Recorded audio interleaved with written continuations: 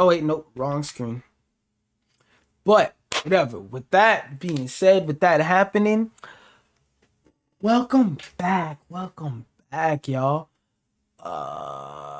Basically what's happening is, as you've seen the title, I'm watching the history of this long ass title, nigga. I'm watching the Smash Flash documentary, and basically I'm reacting to it. And before I react to it, all I want to say is, while this transitioning is happening, make sure you go over to my Twitch, my Discord, and stuff like that, so that, and drop a follow, join my Discord, so that whenever I do things of this nature in the future, you'll be able to, join up, come through, and you'll know ahead of time, so that we can enjoy this experience together. Together. But with that being said, let's get started on chapter 5, the final chapter. If 2019 was almost the death of the community, then is the 2020 sixth and final was video the in the complete series, and utter so. revival. That was definitely the revival of SSFT. That was definitely the turning point. 1.2 was one of the best things to happen to the community, straight up. It brought a lot of players back, revived the community, brought new characters, brought hype. In February of 2020, update 1.2 No, 1.2 did revitalize the This community, I'm not update was gonna lie. massive, essentially Now that I saving think about it, in 2019, I didn't touch the game like that. the game's competitive scene. The patch added 6 brand new characters, and Oh, the first patch when he was released? Oh my goodness, that down there was so fun, but then they made it bad. Please bring back 1.2 pre-hot fix Raymond down there, because like his down there, oh my gosh, all of those hits spiked. It was a multi-hit with like 8 strong spikes.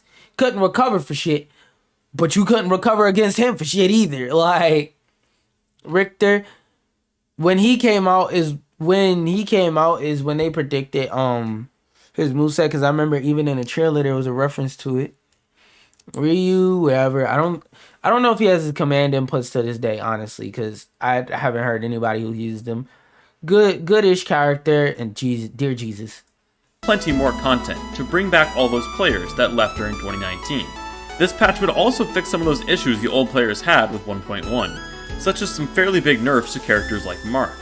This update had saved the community. This is around the second time, because I remember there was a time before that where they beat him with the nerf hammer, like hard. So they must have buffed him and gave him the wrong buff, and then Almost went back everybody and who had quit was coming back to the game, and the tournament scene was growing almost immediately with 1.2's release. Even large content creators were giving Flash 2 another shot. And with the game finally being back in the spotlight, What? it was giving Flash 2 another You shot. can still do that? I haven't And with the tried it game in a while, but I didn't know you can finally still do that. Because like after 0.9B, that's gotten way harder. Being back in the spotlight, it was the perfect time for another tournament, something to reignite that competitive flame of 2018. Like, now was a perfect time for an extremely large tournament to have the biggest tournament of all time, and that's exactly what Bowlers 3 was. And yeah, and huge money prize fund, and everyone entered. Almost everyone could enter. That logo is It fire. is definitely the most iconic tournament of SSF2 history. Bringing us all the way back to the start, the $500 tournament with well over 500 registered players, Bowlers 3. This was the tournament that everyone was attending. In fact, it brought players from all over the scene, old 9B players who had retired, players from different regions from all over the world, this new generation of players from 2019, and of course, the return of the Big Three, all in attendance. And after that training arc of 2019, it was time for the community to face the Big Three. In winner's side of the bracket, all 3 of the Big Three were matched up against new gen players early on. Wait, is this one of the reenacted matches? Cause like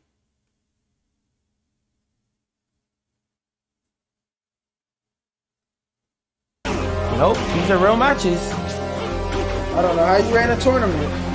And this is just the screen of the tournament. The best Falco of 2019, Vash, had defeated MK Zaire. But it wasn't just him. All 3 of the Big Three were defeated by new gen players, and simultaneously were sent to the lower bracket. It all but seemed that this new generation had surpassed the Big Three. And shortly after being sent to the loser's side, Chaos and Zaire would be eliminated from the tournament. I don't remember who it was, but I remember like either 2021, it could have been 2020, But whenever 1.2 came out, I remember there was a tournament held by McLeo Gaming where there was a Donkey Kong player who won, and that like he was like I said earlier in another video, he was shitting on everybody because like it was like yo, like he was making jokes like y'all really let a Donkey Kong player be the best player? That's ridiculous. Prolific as the only remaining player in the Big Three. But the odds were stacked against him. Oh, then For Prolific to win the tournament, he'd have a long line of high-skilled players in his way. He would need the bracket run of a lifetime. I remember I followed him on Twitter and all that. And Oh yeah! He brought it UC back! winner. UC winner! Yeah.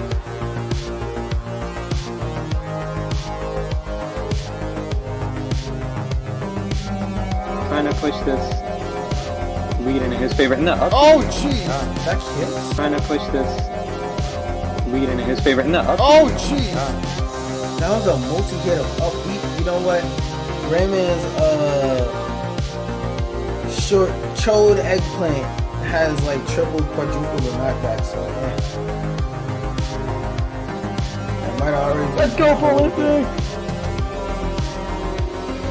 Shricker. Oh, no. Simon Ditto.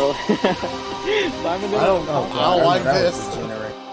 We know that was degenerate. Projectile.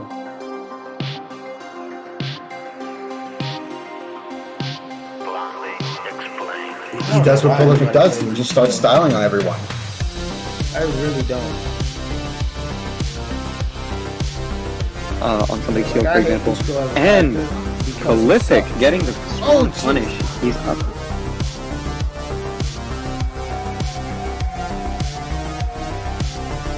Prolific got his revenge on Ace in loser semis. And next up was RC, the best Pikachu in the entire game.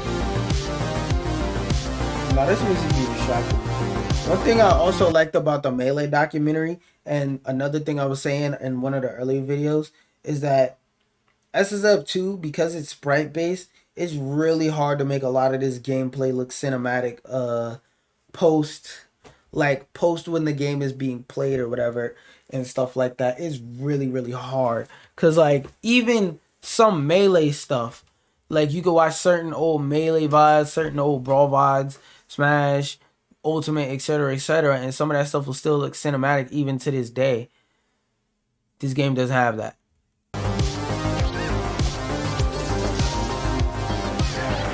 There we go. That was Well, I don't even think Prolific likes Dreamland that much, but I think he knows how much RC hates Dreamland. Oh my Jesus. god. Prolific was down 3 stocks to 1. Game 5, losers finals. This man made a comeback. It'd be funnier if he did. He did. He made a comeback. One thing I like I'm cutting you a lot of slack because like I say over and over, it's really hard to make SSF2 look cinematic, but I think you could have done more things to make it dramatic, like picking more dramatic music, you know, doing more zoom ins, slow downs, different things of that nature. Yeah. But even with all these differences, Up Up throw. throw. Fair. Up air. up there, That's gonna do and it. that's the He game. brought it back. Oh my god. He brought it back. How does he do it? Unbelievable. And that's why I'm a Prolific fan. Prolific had demolished his way through the losers bracket, and now stood in grand finals. Prolific versus Vash. And before they played grand finals, Vash made an interesting proposal. Double or nothing. The players agreed that the winner would take both players' prize money. I did it because, win or lose, badass. Dang it, them niggas play hard. Hey. My nigga, don't take that out of context. Bro, fuck y'all. Have fun making jokes in the comments. They was playing at full power. Good to pivot down B. They was playing with full And power. Vash with the up throw nair, winning game 1. Up on Nair kill. And Vash with the up throw nair, winning game 1. Oh, 174, that makes a whole lot of sense. Yeah. Shine can see Oh no! that far? Oh no! That seems I was wrong. like, a lot of people thought Bash was gonna win. A lot of people thought Bash was gonna win. I was like, Prolific is gonna win, and I know he will. I was got my prolific percent. This could be stopped. Oh my The god! great equalizer. Yep, the equalizer. Oh, I thought he I was was gonna make super it back. nervous. Like my hands are shaking. And Bash. Falco's grab coming to effect. Oh my god. Smash. Ooh. Ooh, down tilt. F smash. Clap. Charge up that punch. Grab out of shield. Nope. Death.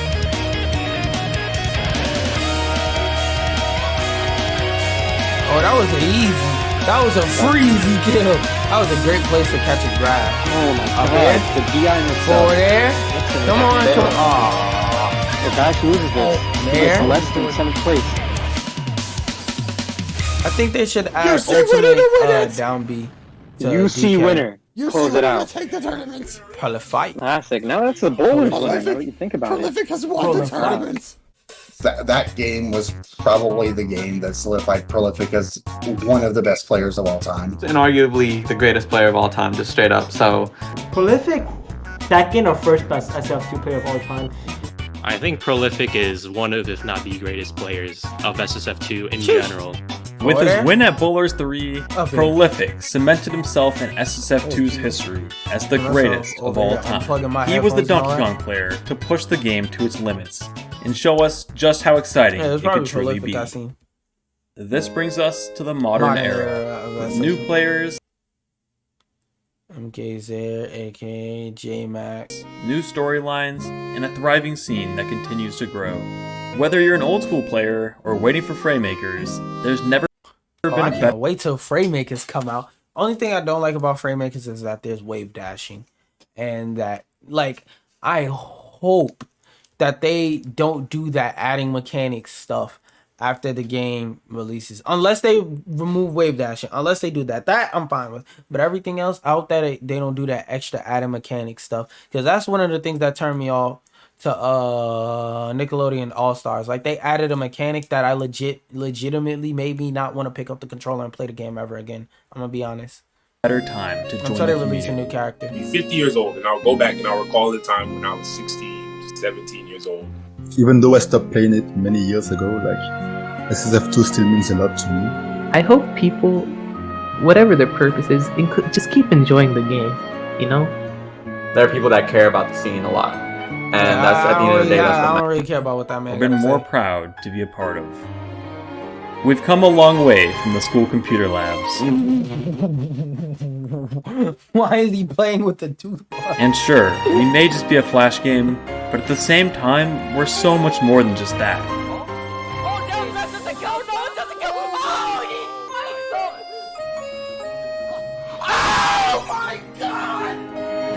Sora had already been in the game. Mac. That's a smash attack. Don't know about the Mac combos, bro. And at the end of the day, it'll always be more than just a flash game.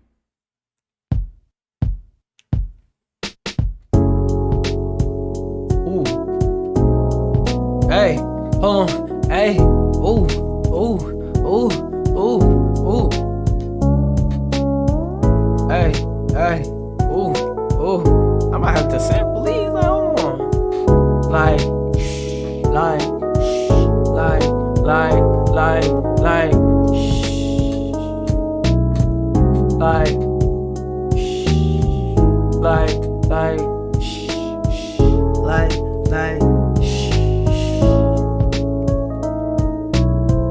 Hold on. Hey. What? Hello. What?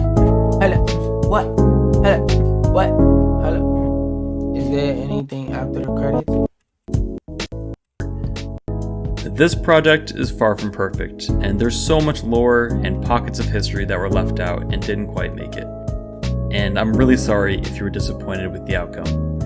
It's honestly a miracle that this could even be created at all for the Flash game we love, and I'm very thankful I had the opportunity to create this. But even if it's not perfect, I'm still happy with it, and it's a cool way to preserve our history as a competitive game. That's fair. It was an absolute blast to make this documentary. There were so many memories I got to relive and cool moments to see again. And for that, I'm really thankful. And I hope you guys enjoyed it too. So I just want to say one last time, thank you so much for watching. Alright, that's cool. So I'm gonna run it back to the beginning of the credits, and I'm gonna talk a little bit about how I feel.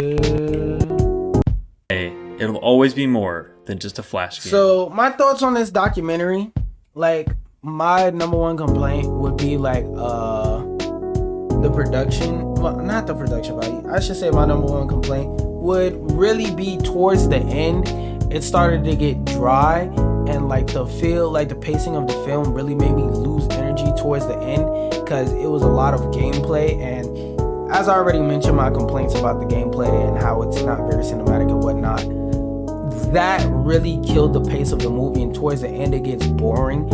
And had I not been reacting to it, I probably honestly would have cut it off. I mean, I'm glad I still watched to the end, but had I not been reacting to it, I probably would have cut it off. So like the pacing towards the end got a little bit sticky, and like during some parts of it, I'm not gonna lie, Bowler's voice got annoying. So I like how at the end he started adding in more commentary, like from other players, like snippets of interviews and things like that towards the end. And like in the middle it got a little bit better, but I feel like his voice, like this is not like to insult him or anything, this is just my thoughts on the film. Like towards the end, like his voice, just started getting really annoying. So I think he could have spiced it up by adding another person to do some voice acting. Not voice acting, to read the script and whatnot, or he could have brought somebody else on board, or like I feel like there's some kind of way he could have added some vocal diversity to it so that it wasn't just his voice the whole time over and over the whole time. I said that like 8 times because I'm trying to rewind and talk at the same time, but you get what I'm saying. His voice got annoying because I heard it too much throughout the film.